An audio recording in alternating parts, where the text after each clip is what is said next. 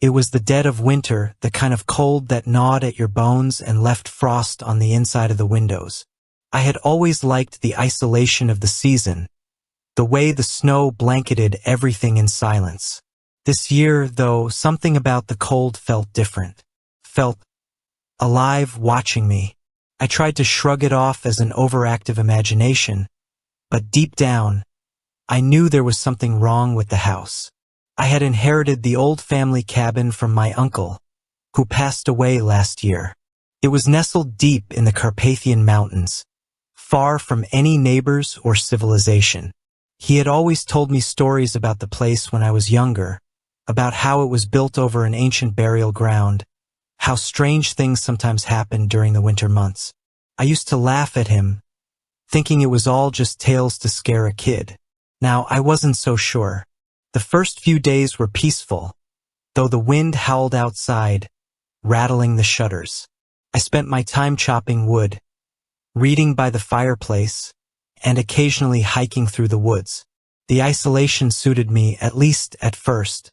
It started with little things. A creak in the floorboards upstairs, even though I knew I was the only one in the cabin. Doors that I left open would be closed when I returned. Once or twice, I thought I saw something moving outside the window, just beyond the tree line, but when I looked again, there was nothing there. I blamed it on the wind, on the cold. But then, I started waking up in the middle of the night, heart pounding, with the distinct feeling that I wasn't alone. The air in the room would feel heavy, pressing down on me, and I could swear I heard someone, or something, whispering in the darkness. The words were too faint to make out, but they chilled me more than the icy wind ever could. A week into my stay, I decided to take a walk outside after another restless night. The snow had fallen thick during the night, and everything was covered in a pure white blanket. As I stepped out, the crunch of snow under my boots was the only sound. I don't know what drew my attention to the edge of the woods, but when I looked, my blood ran cold. There, leading from the trees toward the house, were a set of footprints. They were fresh, unmistakable, and headed directly toward my front door. I froze, trying to make sense of it. I hadn't had any visitors since I arrived. There were no cars, no tire tracks in the snow. These prints, they came from nowhere, as if someone had simply appeared at the edge of the forest and walked straight toward my cabin. My heart raced as I followed them, the snow crunching beneath my feet.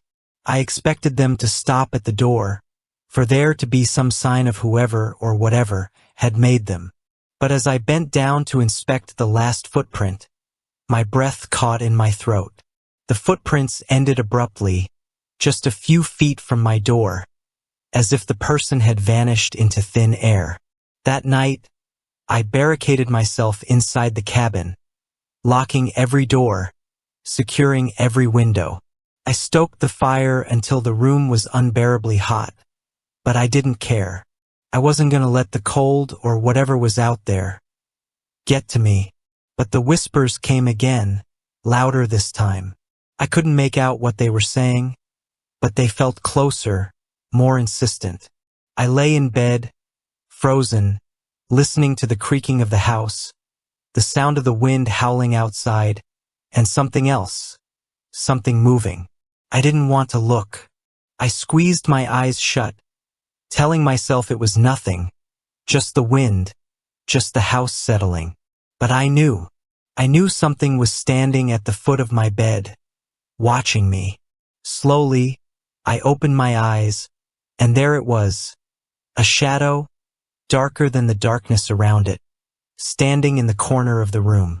It didn't move, didn't make a sound, but I could feel its presence, heavy and suffocating.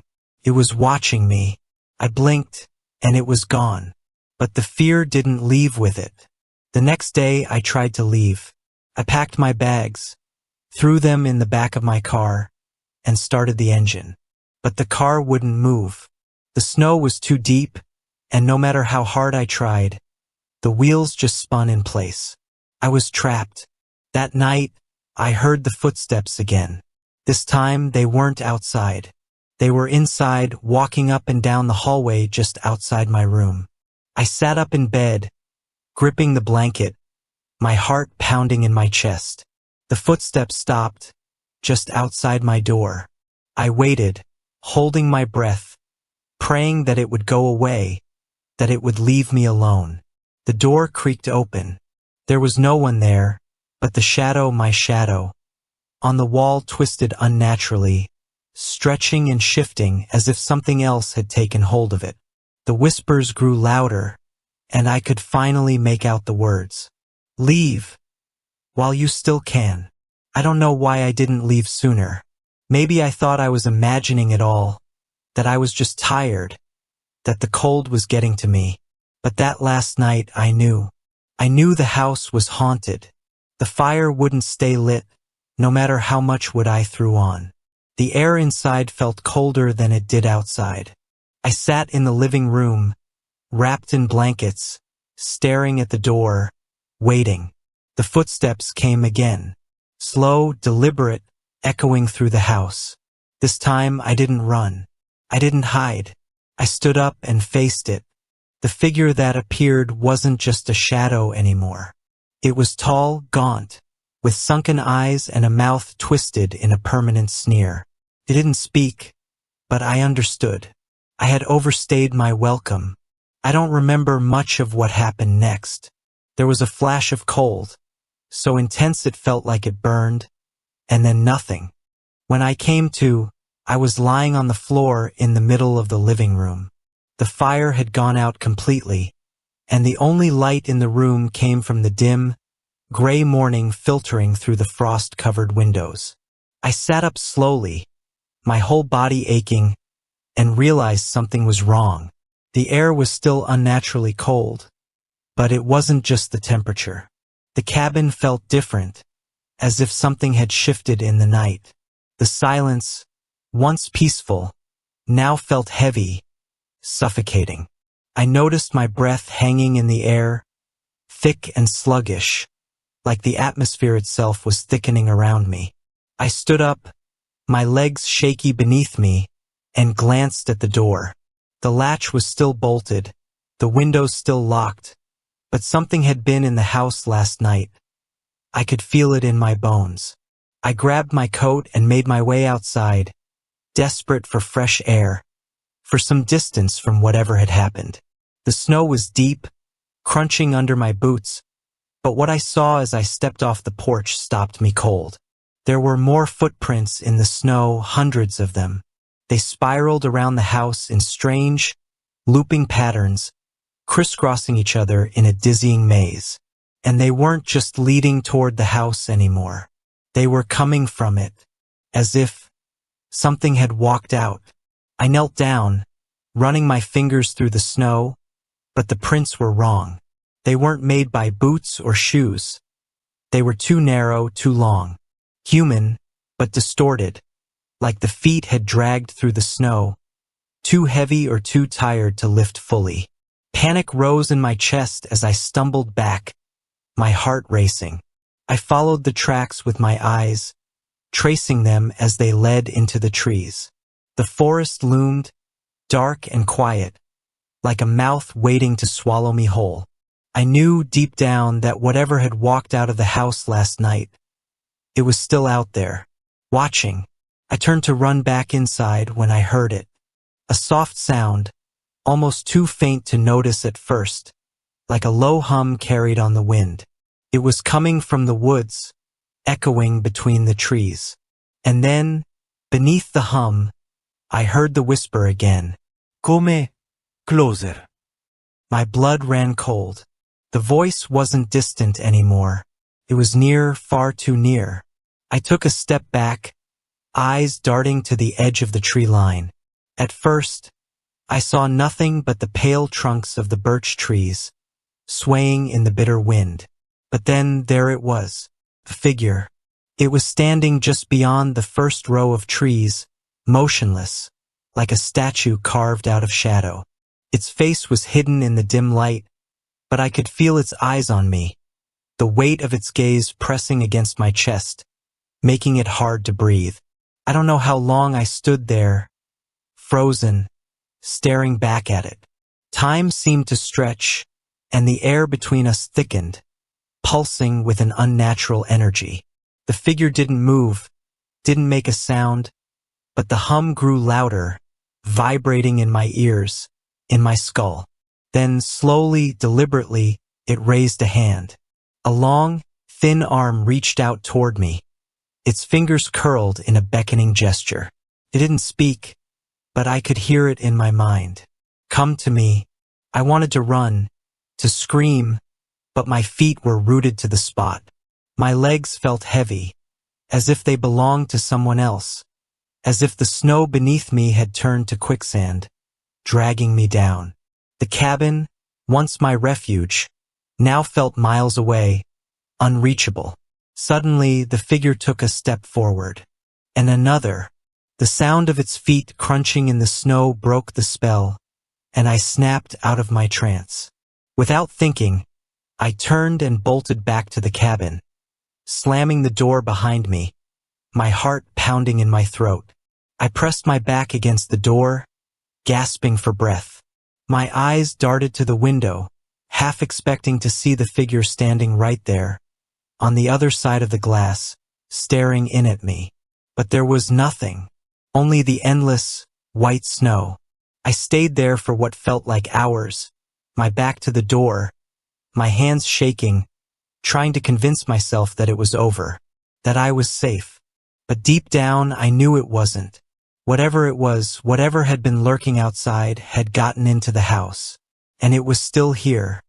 I stayed pressed against the door for what felt like an eternity. The echo of that voice, soft, sinister, still buzzing in my ears. My breath came in ragged gasps, each exhale turning into a cloud of frost that hung in the frigid air. The fire in the hearth had long since died out, and I was too afraid to move to rekindle it. The cabin felt smaller now. The walls seemed to close in, bending under some unseen weight. I could sense it, the presence. It hadn't left, and I knew it was inside with me. But where? The silence stretched, thick and suffocating, broken only by the creaks of the old wood as the wind howled outside. I took a hesitant step forward, heart racing in my chest. The boards beneath my feet groaned loudly, but the sound wasn't right. There was something else underneath it, a faint shuffle, like someone dragging their feet across the floor. I froze.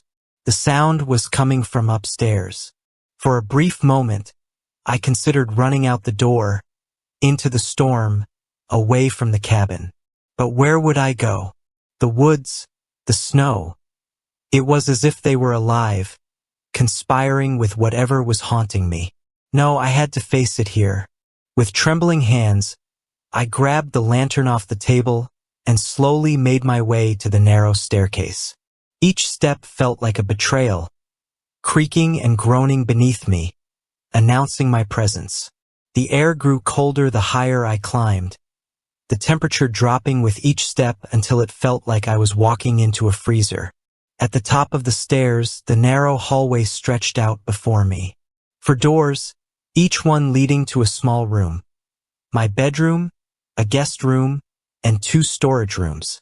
The whispering had stopped, and now there was only silence, but it was too silent, like the air itself was holding its breath. The first door on the left, my bedroom, was open.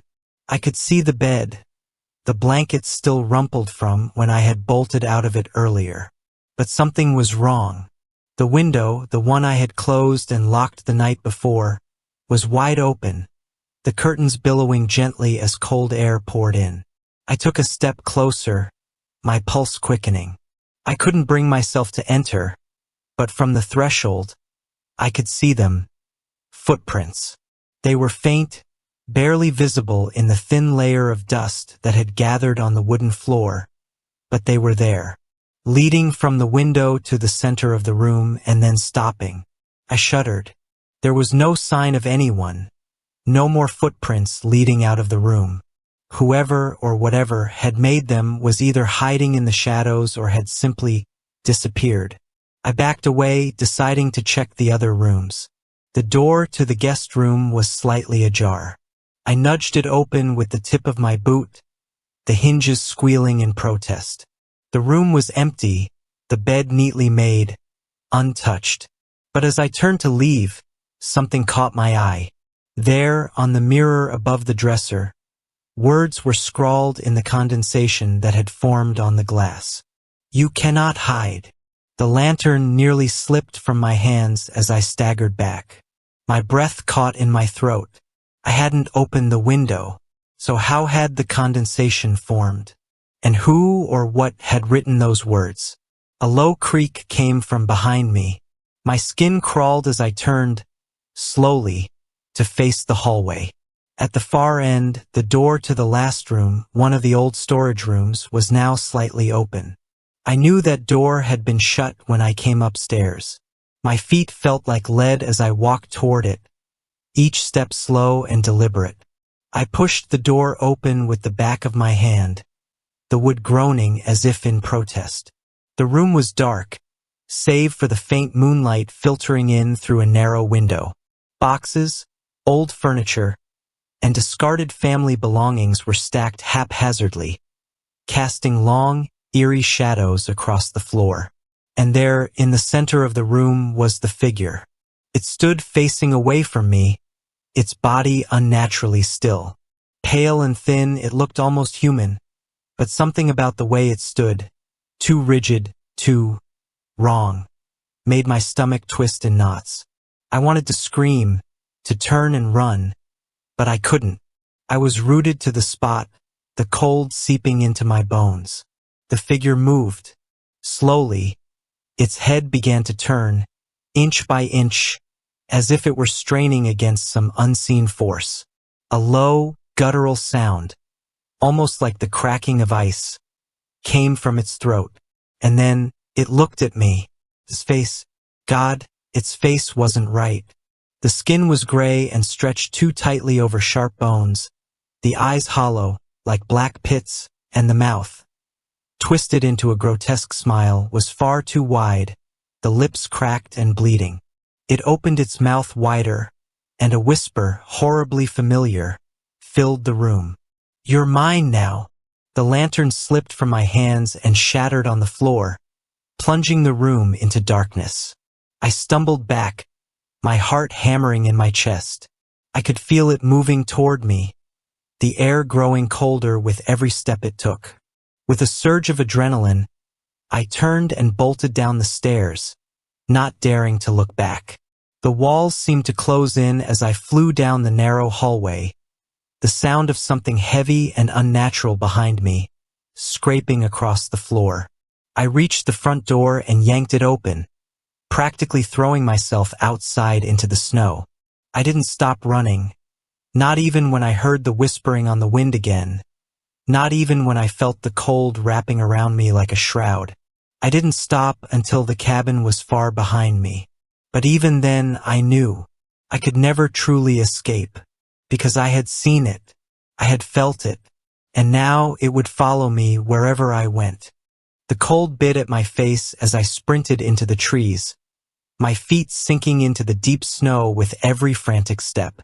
The wind howled through the forest, whipping at my clothes, but it couldn't drown out the sound of it, following me. I could hear the steady crunch of snow behind me, slow, deliberate, as if it knew there was no need to rush. It was coming. I didn't dare look back. Couldn't. My mind screamed at me to keep running, but the forest was a maze of towering trees and thick underbrush. The snow made everything unfamiliar, hiding the path and turning the ground into a treacherous trap. Every step felt like I was sinking deeper into the cold, as if the forest itself was working against me, trying to slow me down. The trees loomed, black silhouettes against the gray sky, and I could barely see more than a few feet ahead. My breath came in ragged gasps, each one sharp and painful in the freezing air. I stumbled, nearly falling face first into the snow, but somehow managed to keep moving. The whisper followed me. "You can't run forever." It was close, too close, and it felt like the words were coming from everywhere at once, echoing between the trees, inside my mind, as if the wind itself had become its voice. I could feel it behind me, that thing, moving through the snow with impossible ease, its presence heavy and suffocating. The air around me grew colder with every step it took, as if the warmth of life itself was being drained from the world. I pushed myself harder, my legs burning, my lungs screaming for air. Couldn't stop. I couldn't let it catch me, but I was slowing down. The snow was deep, the cold gnawed at my muscles, and every step felt heavier than the last. My body was giving up, but my mind was still racing, consumed by the terror of what I'd seen, of what was chasing me. Suddenly, my foot caught on something, an exposed root buried beneath the snow, and I went down hard, crashing into the frozen ground. The impact knocked the air from my lungs, and for a moment, I lay there, stunned, the world spinning around me. Then I heard it, the soft, deliberate crunch of snow. It had stopped moving. I lifted my head, heart pounding in my chest. Through the blur of snow and branches, I saw it. Standing at the edge of the clearing, its pale, twisted form barely visible in the storm, but unmistakable. It stood unnaturally still, watching me. The wind whipped around us, but everything felt deathly quiet. The figure tilted its head, that grotesque smile widening, and then it stepped forward. Slowly, almost casually, as if it had all the time in the world. I scrambled to my feet, the icy snow clinging to my clothes, my fingers numb and useless. I turned and ran again, blindly pushing through the forest. Branches tore at my skin, and the snow burned my face, but all I could think about was getting away. The footsteps followed, closer now, unhurried, patient. It knew I was growing weaker. I could feel it behind me, could almost hear its breath, cold, unnatural, like the wind that carried those awful whispers. There's nowhere to hide. My mind raced, desperate for a way out, for anything that could save me. But the forest was endless, a labyrinth of ice and shadow. And the thing, whatever it was always just behind me, lurking in the corners of my vision, waiting for me to fall, to give up. I wasn't going to make it. I could feel it. The cold was too much, my body too exhausted. My legs were heavy, like blocks of ice, and the world around me was turning white, my vision narrowing as the cold gripped my mind. But I kept running, because if I stopped, I knew it would take me. Up ahead, through the snow and trees, I saw something. A dark shape against the white, a cabin. Not mine, but another deeper in the woods. I didn't think. I just ran for it. The footsteps behind me grew louder, faster. It was closing in, and I could feel the cold at my back, like it was reaching for me. I threw myself at the door, nearly collapsing against it, and with trembling hands, I forced it open and stumbled inside. The door slammed shut behind me, and I pressed my back against it, panting, the sound of my heart thundering in my ears. For a moment, I thought I was safe, but then I heard it again. A whisper, soft and cold, seeping through the cracks in the door. "You can't hide." And the door began to creak open. I stood there, my back pressed hard against the door, heart racing in my chest, trying to keep it from opening. My body was trembling from exhaustion and fear, the cold from outside still seeping into my bones. My eyes darted around the cabin, barely taking in the details. Dim light filtering through dusty windows, an old stove in the corner, shelves lined with jars and books. It was lived in. Suddenly, a voice broke the silence. "Who the hell are you?" I whipped around, startled, and saw a man standing in the doorway of a small side room. He was tall, rugged, his beard flecked with gray, and his clothes worn from the harsh winter. He looked just as shocked as I felt, his eyes narrowing in confusion as he took in the sight of me, dripping snow onto his floor. For a moment, we just stared at each other, both trying to make sense of the situation. I opened my mouth to explain, but no words came out. All I could think about was it, out there in the snow getting closer. I'm sorry, I stammered, my voice barely above a whisper. I didn't know anyone lived here. I was being chased. Please, you have to help me. The man's eyes hardened, suspicion flickering across his face. He glanced toward the window, where the wind howled against the glass. Chased? He muttered. By what? A bear? I shook my head frantically. No, it's not. It's not an animal. It's something else. I don't know what it is, but it's following me. It's been chasing me through the forest. He took a step toward me, brow furrowed, and for a brief moment, I could tell he was trying to decide whether or telling the truth. His eyes flicked to the door behind me, as if expecting to see something burst through at any second. You need to leave, he said, his voice firm. Whatever you're talking about, I want no part of it. This is my cabin. You can't just barge in here. I shook my head violently, panic rising again. I can't go back out there. You don't understand. It's out there.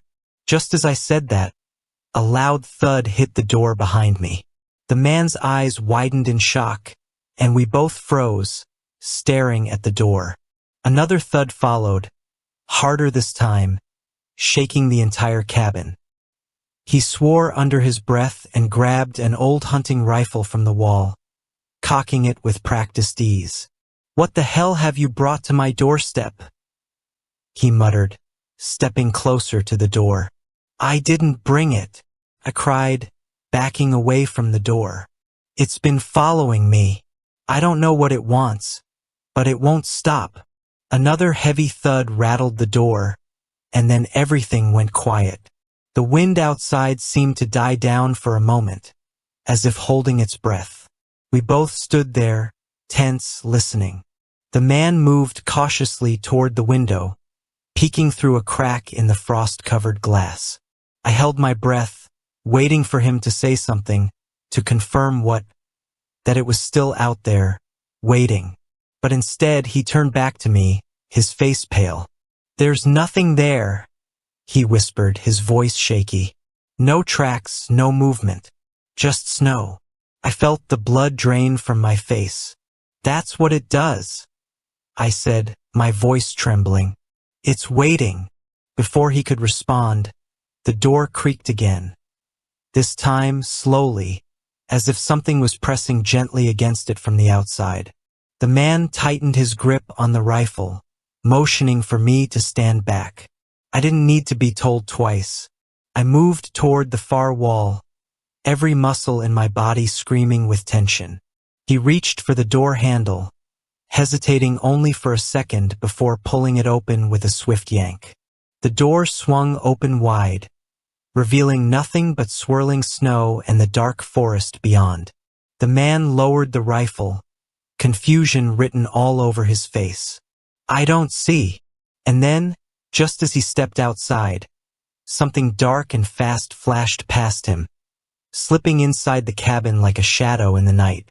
The air turned frigid, an unnatural cold filling the room, and I felt it, that presence again. I opened my mouth to scream, but no sound came out. The man spun around, eyes wide with terror, but it was too late. It was already inside. The shadow loomed inside the cabin, its presence thick and suffocating.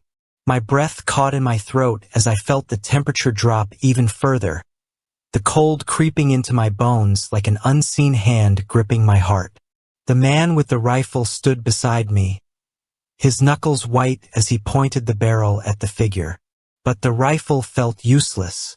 We both knew it. Whatever this thing was, it wasn't something you could fight. Not with bullets. The shadow didn't advance, didn't attack. It just stood there, a dark shape in the middle of the room, watching, waiting. There was something unnerving about its stillness. It felt deliberate, as if it were waiting for us to make the next move. That's when it hit me it was trying to communicate. The whispers, the cold, the way it appeared at the cabin. None of it had been random. This thing, whatever it was, wasn't hunting me like some wild animal. It was reaching out. I don't know what gave me the courage, but before the man could say anything, I stepped forward, putting myself between him and the shadow. My voice came out shaky, my heart hammering in my chest. "What do you want?" I asked, my breath visible in the cold air. For a moment, nothing happened. The cabin was deathly silent, the only sound the wind rattling the windows. The man behind me shifted, clearly thinking I'd lost my mind, but I didn't move. I could feel something in the air, an anticipation, a tension, like the world was holding its breath. Then the shadow stirred. It didn't move closer, but the air around it seemed to pulse, vibrating with some dark energy. And then, finally, a sound soft, almost inaudible, a whisper. But this time, the words were clearer than they had ever been before. "Rest." It breathed, the voice cold but not hostile. "Peace." I blinked in confusion, the words sinking in slowly. "Rest," I repeated. You want rest?" The shadow swayed gently, as if nodding, its form flickering at the edges like smoke caught in a breeze. The room felt heavier now, but not with menace, with sadness, a kind of exhaustion I couldn't explain. I realized, in that moment, that this thing, this presence that had been following me, haunting me through the woods, it wasn't hunting for blood or revenge. It was looking for release. Behind me, the man lowered the rifle slightly, his expression shifting from fear to disbelief. "You mean, it's not trying to kill us?" he asked incredulously. I shook my head, suddenly certain. "No, it's trapped here." The shadow pulsed again, as if responding to my words. The air in the cabin grew warmer by just a fraction, the biting cold that had gripped the space loosening its hold. It was waiting for something, for permission. I swallowed hard, trying to make sense of it. This thing, this spirit, had been haunting the forest for who knew how long, tied to the land, bound by whatever had happened in the past. The cabin, the trees, the snow, it was all part of its prison. Taking a deep breath, I turned to the man. "We need to let it go," I said. "It doesn't want to hurt us. It just wants to leave." He stared at me, skeptical, but something in my voice must have convinced him, because he lowered the rifle entirely. He glanced back at the shadow, then at me, nodding once. "What do we do?" I wasn't sure, but instinctively, I turned back to the shadow and spoke, hoping that somehow it would understand. "You can go," I said softly. "You're free." The shadow didn't move at first, but the air around it shimmered, the darkness swirling like smoke caught in an invisible wind. The oppressive weight in the room lifted slightly, and I felt the cold begin to retreat. It was listening. "You don't have to stay here anymore," I continued, my voice steadier now. "Whatever's holding you here, it's over. You can rest." For a long moment, nothing happened. The silence stretched on, thick and almost unbearable. I held my breath, waiting, unsure if I had said the right thing, or if I had made things worse. But then, slowly, the shadow began to fade. It didn't vanish all at once. Instead, it seemed to dissolve, the dark edges of its form melting away like mist in the morning sun. The temperature in the cabin rose steadily, and the pressure in the air eased. The shadow lingered for a moment longer, its form flickering one last time, and then it was gone. The cabin was still, warm even. The only sound now was the wind outside, but it felt distant, like it was part of another world. I let out a breath I hadn't realized I'd been holding, my legs trembling beneath me. The man was staring at the empty space where the shadow had been, his face pale, but he wasn't afraid anymore. "Is it gone?" he asked, his voice quiet, almost reverent. I nodded slowly. "Yeah, I think it is." We stood in silence for a while, the reality of what had just happened slowly sinking in. The oppressive cold that had haunted me for days was gone, replaced by a strange sense of calm. It was as if the cabin had been lifted from the grip of something ancient and restless, something that had needed to be released for far too long. The man finally set the rifle down, shaking his head in disbelief.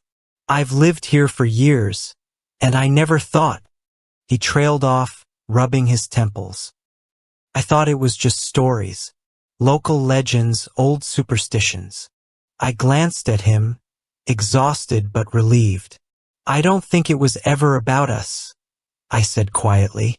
"We just disturbed something that had been here long before this cabin." He nodded slowly. "Guess we were just in the wrong place at the wrong time." The man offered me a place to stay that night, and for the first time in what felt like weeks, I slept soundly without the fear of being watched. When morning came, the cabin was peaceful, the sun shining on the snow-covered trees outside. I left the next day, thanking him and promising to never speak of what had happened. As I walked away from the cabin, I felt lighter, like I was finally free from the shadow that had haunted me. And I knew, deep down, that whatever it was, it had found peace too.